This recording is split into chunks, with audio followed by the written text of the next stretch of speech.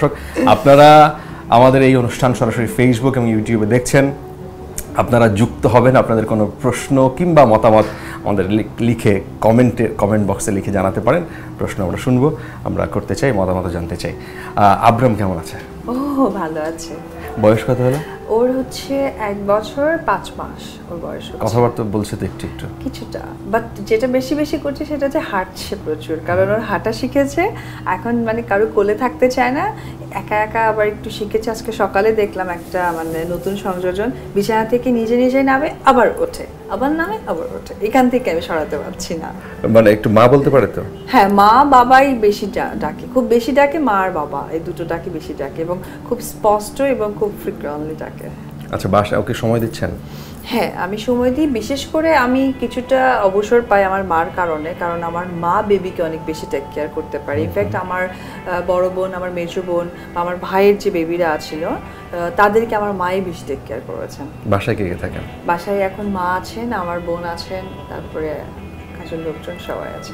আচ্ছা, এখন আপনি এখানে বা সারাদিন ব্যস্ত ছিলেন এই প্রোগ্রামে, দেখেছে কে? যেটা হয়েছে মা দেখেছে, আর আমার যেটা হয় যে অলওয়েজ আমি ভিডিও কল করি, ও আমার সাথে ভিডিও কলে কানেক্টেড থাকে। ইনফ্যাক্ট আমাকে যখন ও ভিডিও কলে দেখে তখন কাছাকাছি আসে এবং হাসে, আর আমাকে অলওয়েজ ওর সাথে ভিডিও কলে কথা বলতে, মানে অলরেডি অভ্যস্ত। হ্যাঁ, সে অভ্যস্ত হয়ে গেছে। ভিডিও কলিং আমার মাকে দেখা যাচ্ছে। না, এর মধ্যে কথা আছে, সেটা হচ্ছে যে আমার মার সাথে, মানে আমার ওর সাথে যেটা হয়, আমাকে অলওয়েজ জনি জনি বলতে হবে, রেইন রেইন গো অ্যাওয়ে বলতে হবে। এটা যদি আমি কন্টিনিউয়াসলি বলতে থাকি সে হ্যাপি থাকে, তাহলে মানে মোবাইলে বা আমার সাথে দেখবে, কন্ট্রাক্টটা হবে। আর যদি আমি না বলি তাহলে এদিক তাকাবে ওদিক তাকাবে, আমি ওকে দেখতে পাই না ঠিক হবে। তো ওর সাথে ফোন যখনই করে লাইক আমি একদম পুরো পাগল হয়ে যাই আর বাচাল হয়ে যাই, বলতেই থাকি কন্টিনিউয়াসলি জনি জনি ইয়েস পাপা বলতে থাকি। তো এটা একটা নতুন জীবন মনে হয় না ওকে পাওয়ার পর? ও মাই গড, আমি যখন ও হয়েছে, আজকে ওইখানে আমাকে একটা মেয়ে জিজ্ঞেস করেছিল যে আপনার জীবনের সবচেয়ে মানে বড় গিফট, সারপ্রাইজিং দিনটা কোনটা, যেটা আপনি কখনো কোনো সময় ভুলতে পারবেন না। আমি সে ভোর 5টার দিকে, যখন আমার তো বেবি হয়েছিল বিকেলে, বাট আমার সারা রাতটাকে আমার অবজারভেশনে রাখতে হয়েছিল। আমি যখন ভোর 5টায় আমি ওর মুখটা দেখতে পাই, ভাষায় বোঝাতে পারবো না, এখনো কি ভাষা দিয়েছে বলবো আমি জানি না। বাট হ্যাঁ, আমার কাছে মনে হয় আজকে নারী দিবসে একটি নারীর পরিপূর্ণতা আসে মাতৃত্বে, যেটা আমার পরিপূর্ণতা এসেছে। আপনি হ্যাপি? অনেক হ্যাপি।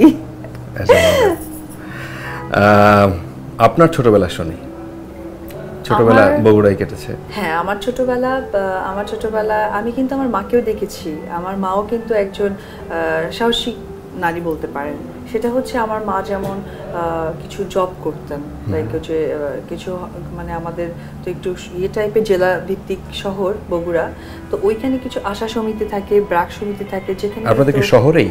আমাদের শহরে একদম সদর, কিন্তু ওইখানে কিছু মহিলা ভিত্তিক কিছু সংস্থা থাকে, যেটাতে আমার মা কিন্তু দুটো সংস্থার সাথে জড়িত ছিলেন, একটা ব্র্যাক এবং একটা আশা।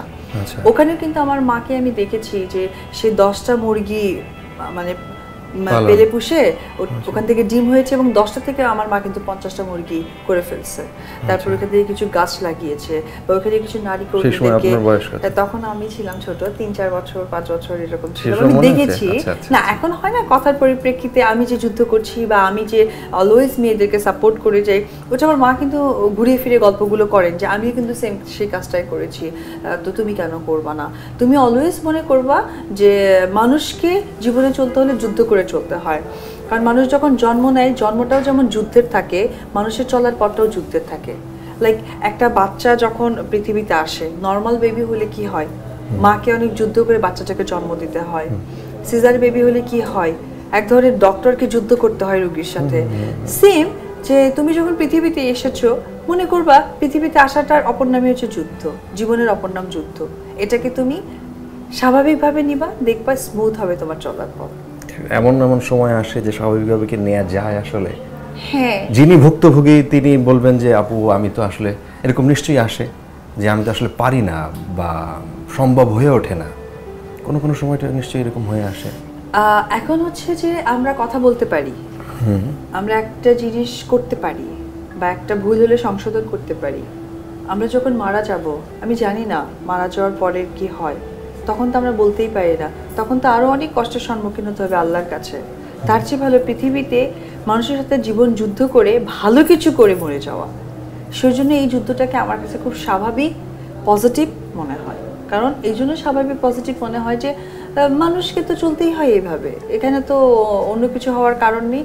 আর একটি কথা হচ্ছে যে প্রত্যেকটা মানুষই ভালো কিছু করার লক্ষ্যে থাকে, তার জন্য সবাই সবাইকে পেছনে ফেলতে চায়, এটাই স্বাভাবিক। আমি আপনার আগে গেলে এরকম প্রফেশনাল জেলাসি ছিল যে সময় আপনি? না, আমি কখনো জেলাস করি না। আমার অলওয়েজ মনে হয় যে আমি ভালো কাজ দিয়ে প্রেজেন্টেশন করবো। আমার জেলাসিটা একদম আমি নিজেও করি না, পছন্দও করি না। আমার কাছে মনে হয় যে এই যে ছোটবেলা থেকে কি হয়েছে, ছোটবেলা থেকে বাবা মা আমাদেরকে স্কুলে দেয়, প্রথমেই বলে ভালোভাবে পড়াশোনা করো। তার কারণটাই হচ্ছে তুমি ফার্স্ট হয়ে স্কুলের, তো স্কুলে যদি 200 জন কারণ এই প্রতিযোগিতার মধ্য দিয়ে তোমার বাকি জীবনটা পার করতে হবে। হ্যাঁ, তো আমার কথা হচ্ছে যে এই যে মানে প্রথমে স্কুলে গিয়ে বলে ভালো রেজাল্ট করো, তো রেজাল্টটা যদি এক ধরনের কাইন্ড অফ যুদ্ধ, কিন্তু পড়তে হবে ভালো করে, রাত জেগে ভালো লিখতে হবে, তো এগুলো হচ্ছে কি যুদ্ধগুলো দেখা যায় না। আর যখন মানুষ প্রফেশনাল লাইফে চলে আসে বা ব্যক্তি জীবনটাকে নিজের মতো করে নেয়, তখন যদি যুদ্ধটা করে সেটা দেখা যায়। সেই যুদ্ধটা থেকে আমরা মাঝে মাঝে বলে বসে আর পারছি না কেন, স্কুল লাইফে যদি পারি, কলেজ লাইফে যদি পারি, এবং অনেক সময় রেজাল্টের টার্গেট থাকে আমি ফার্স্ট হব, সামহাউ আমি সেকেন্ড হলাম, সেটা যদি মেনে নিতে পারি, তাহলে লাইফে কেন পারবো না? তার মানে হচ্ছে মেসেজটা হচ্ছে যে ছেড়ে দেওয়া যাবে না। এক্স্যাক্টলি, মানে আমি হেরে গেছি এই চিন্তা করে বসে থাকা যাবে না, চিন্তাও করা যাবে না, লেগে থাকতে হবে। হ্যাঁ, লেগে থাকতে হবে। হ্যাঁ, আমার টার্গেট ছিল আমি ফার্স্ট হব ক্লাসে, সামহাউ আমি থার্ড হয়েছি, সো হোয়াট, আমি কি পড়াশোনা ছেড়ে দিব? আমি নেক্সট ক্লাসে উঠবো না? বা আমার প্রিপারেশন থাকবে না যে আমি আরো বড় কিছু করি বা আরো আরো ভালো ভালো ভালো ভালো কিছু করি? সেম লাইক দ্যাট অন লাইফে আমি যেটা চেয়েছি হয়তো পেলাম না সামহাউ, তাহলে আমি লাইফ ছেড়ে দিব? আমার অনেক টাইম আছে। এই ধরনের হতাশা কোনো সময় যদি জেকে বসে মানুষের মধ্যে, তার জন্য কি পরামর্শ? ওর জন্যই আমি নারী দিবসে একটা বিশেষ দিনে থ্যাংক ইউ প্রথম আলো, যে একটা ভালো দিনে বিশেষ দিনে আমাকে ইনভাইট করেছে। আমি সত্যি খুব অনার্ড প্রথম আলোর কাছে, এবং প্রথম আলোর যারা দর্শক আছেন ইউটিউবে বা ফেসবুকে বা যারা এই মুহূর্তে দেখছেন, তাদের কাছে আমি সত্যি আন্তরিকভাবে কৃতজ্ঞ যে আপনারা মানে আপনাদের এই সুন্দর সময়টা আমার সাথে একটু কাটাচ্ছেন। আর নারী দিবসের ক্ষেত্রে একদম স্পেসিফিক যেহেতু আজকে নারী দিবস, সেজন্য এইটুকু বলবো যে জীবনে চলার পথে প্রতিবন্ধকতা বাধা আসবেই, তার মানে এই নয় সেখানে থেমে যাওয়া, তার মানে এটা ওই দিন থেকে নতুন করে নিজেকে নতুনভাবে শুরু করা, এটাই আমার একটি মেসেজ। এইটা আমার কাছে মনে হয় যে নারী দিবসের অন্যতম গুরুত্বপূর্ণ মেসেজ। যেখানে গুরুত্বপূর্ণ একজন মানুষ, এত পছন্দের মানুষ, এবং আমরা দেখছি যে প্রচুর মানুষ আমাদের সাথে ফেসবুকে এবং ইউটিউবে যোগ দিয়েছেন। এত কমেন্ট পড়ে আমার মনে হয় সারা যাবে না, দু একটা কমেন্ট যদি নিই। নারী দিবসের শুভেচ্ছা জানিয়েছেন অনেকেই, এমডি জামাল, ইসমাইল হোসেন মামুন, ধন্যবাদ জানিয়েছেন আপনাকে এই সময় আসার জন্য, কানিস ফাতেমা, এবং তিনি বলছিলেন যে এই সময়টা অনেক গুরুত্বপূর্ণ যেটা আপনি ফেস করছেন। তিনি বলছেন যে এটা আপনার এখন পরিকল্পনাটা কি? আমার এখন টোটাল পরিকল্পনা, আমি যেহেতু সিনেমার মানুষ এবং আমার শেখাটাও সিনেমা, অভিনয়, তো মানুষ যেটা শেখে সেটাকে নিয়ে আগে বেরোয়। গাড়ি চালালে ড্রাইভার একজন, সে আলটিমেটলি গাড়ি চালাতে যায়। একজন যদি মানে কি বলবো হকার হয়, আলটিমেটলি সকালে তাকে দেখা যায় মাথায় বোঝা নিয়ে চিল্লাচ্ছে। কারণ প্রত্যেকটা মানুষ কোনো না কোনো জিনিস শিখে। আমি শিখেছি অভিনয়, তো আলটিমেটলি আমি সেই অভিনয়ের সাথে ঝুঁকছি। আর কিছু পারবেন না? যদি ছেড়ে দিতে হয় অভিনয়, কি করবেন? একটা সময় তো ছেড়ে দিতে হবে, একটা সময় প্রত্যেকটা মানুষই তার পজিশন দেখে চলে যায়, এটা অস্বীকার করার কোনো কারণ নেই। শুধুমাত্র যে সিনেমার আর্টিস্টকে বা আমরা যারা মিডিয়া পার্সন তাদেরকে জোজ দিবেন তা কিন্তু না। একটা সময় কি হয়, একজন লয়ার ছিল, তাকে অফিসিয়ালি রিটায়ার্ড করতে হয়েছে, তাদের কথাটা হয় রিটায়ার্ড, আমাদের ক্ষেত্রে হয় ছেড়ে দিয়েছি। আচ্ছা, একই জিনিস। যেমন আমরা অনেকেই, আপনারা যেমন যে প্রথম আলোতে আপনারা কি বলেন, অফিস ছুটি হয়েছে চলে যাচ্ছে, লাইক এই ফিল্মের লোকেরা কি বলে, এই প্যাক আপ। তো মানে প্রেজেন্টেশনটা আলাদা কিন্তু কাজটা কিন্তু এক। তো সেক্ষেত্রে একটা সময় তো ছাড়তে হবে, কিন্তু যে পর্যন্ত আমি কাজ করছি বা কাজের করার সহযোগিতা আমি পাচ্ছি সে অবধি তো করবই। আর definitely first priority my baby. আচ্ছা, এটা একটা চমৎকার মেসেজ আপনি আজকে দিয়েছেন। বেবি বেবির বিষয়ে অনেকে এই ধরনের প্রশ্ন করছেন যে অনেক দিন ধরেই আপনি সিনেমায় নাই, তারা আপনাকে মিস করছেন।